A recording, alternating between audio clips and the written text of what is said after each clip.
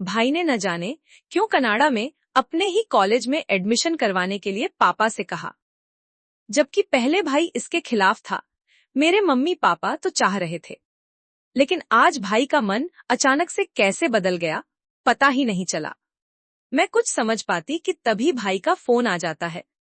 मैंने भाई से पूछा, भाई अचानक से आपका मन बदल कैसे गया? भाई हंसने लगा और बोला, प्रियंका तुम जो गांव में कर रही हो उसकी एक एक खबर मेरे पास है। भाई के इतना बोलते ही मेरा दिल जोर से धड़कने लगा। मैं डरने लगी कि कहीं परसों वाली बात भाई को पता तो नहीं चल गई।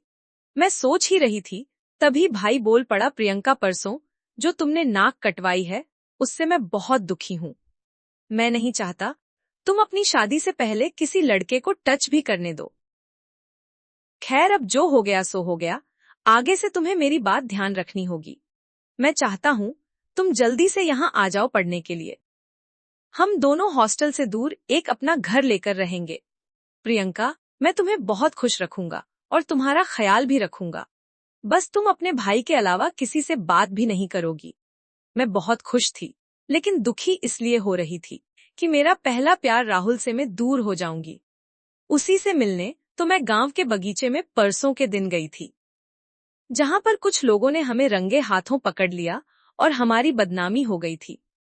सच कहूं तो मुझे राहुल से दिल से प्यार हो गया था और राहुल भी मुझे पागलों की तरह चाहने लगा था। मैं कनाडा जाने से हिचकिचा रही थी और मेरी इस हिचकिच को मेरा भाई बाखूबी समझ रहा था। भाई बोला, प्रियंका तुम चिंता मत करो, राहुल से बात करने की परमिशन है तुम्हें।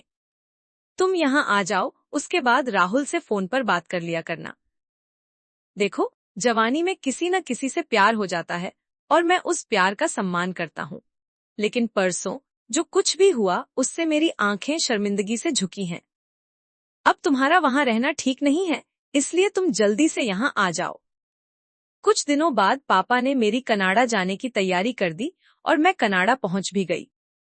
भाई एयरपोर्ट पर मुझे लेने आया और वह सीधा अपने अलग घर में लेकर गया, जहां पर पूरा घर और पूरा कमरा फूलों से सजा हुआ था, बिल्कुल उसी तरह जैसा शादी में सजाया जाता है। भाई बहुत खुश था मेरे आने से और मैं भी खुश थी अपने हैंडसम भाई से मिलकर। भाई ने पहले दिन से ही मुझे लाड प्यार करना चालू कर दिया था। उसने मेरा बहुत ख्याल रखना शुरू किया और प्यार में तो कभी कोई कमी नहीं आने देता था। मैं भाई के साथ इतनी खुश और लीन रहने लगी कि कुछ दिनों में ही राहुल को भूल गई और उससे बात वगैरह करनी बंद कर दी थी और ब्रेकअप कर लिया।